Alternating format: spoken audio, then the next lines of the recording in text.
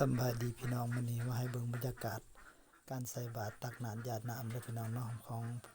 บุญออกพรรษาประเพณีชาวบ้านนางลาวหรือว่าประเพณีชาวพุทธพี่น้องเนาะโอ้เฉพาะกันแม่นบ้านนางลาวเมืองละครเพ่งแข้งสะล้อนบรรยากาศการใส่บาตรมื้อนี้ก็บรรยากาศวันออกพรรษาลาพระเจ้าพี่น้องเนาะนี่กับผู้บ่าวเด้อนี่ก็ได้น้องผู้บ่าวบ้านนางลาวของเฮาเนาะ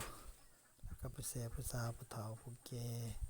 ยิงชายน้อยใหญ่อันนี้ก็ผู้บ่าวปุ๋ยเมคโคเมืองละครเพ่งเด้อเฟซของเพิ่นก็ได้ฝากกดติดตามไว้เด้อพี่น้องเนาะ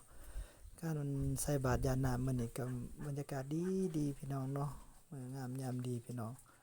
ข้าพเจ้าก็ลงมาเฮ็ดคลิปมาให้พ่อแม่พี่น้องเบิ่งว่ามื้อนี้ก็บุญหลายสายยาวเด้อพี่น้องเนาะให้อยู่ดีมีแรงเด้อสุขสุขคนให้เขาอ้ายคิดหายประหยัดโลกานี่ก็ผู้บ่าวเฮาเนาะยกนี่นะผู้บ่าวก็ยกว่าสู้ๆอยู่สู้ๆบ่สุขสุขคนเนาะพี่น้องการมาเฮ็ดบุญเฮ็ดกุศลมื้อนี้ก็ขอให้ได้บุญได้กุศลเด้อขอให้อยู่ดีมีแรงให้เขาอ้ายคิดหายประหยัดโลกาหาเงินหาคำก็ขอให้ร่ำให้รวยเบิดสุขสุขคนพี่น้องเนาะเพราะว่ามื้อนี้มื้องามยามดีมื้อออกพรรษาพี่น้องเนาะออกพรรษาลาพระเจ้าเนาะของ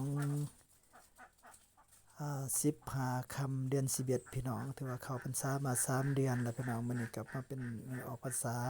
ก็จะแม่นเนาะให้อยู่ดีมีแรงสาธุผู้ค้าก็ได้เนาะอยู่ดีมีแรงเด้อ